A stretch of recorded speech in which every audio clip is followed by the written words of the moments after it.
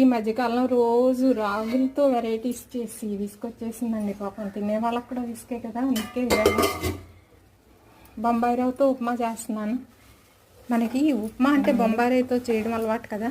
నేను ఉప్మాకు కూడా తక్కువ నూనె వాడతానండి. చూడండి, చాలా తక్కువ వాడాను, అయినా టేస్ట్ చాలా బాగుంటుందండి.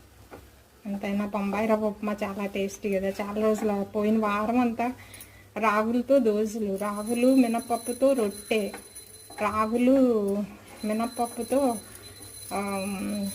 వడలు, ఈ విధంగా ఎన్నో రకాలు చేశాను. సామలు, సజ్జలు, కొర్రలు వీటితో చేశాను. సో ఇక బోరు పోతుంది పాపం, తినే వాళ్ళకి కూడా బోరే కదండి. అందుకని ఈరోజు బొంబాయి రవ్వతో ఉప్మా చేసేస్తున్నాను.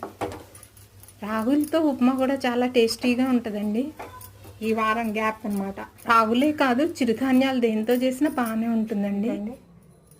చిన్న నిమ్మకాయ చెక్క పిండుకొని కొబ్బరి కారంతో తింటే చాలా బాగుంటుందండి.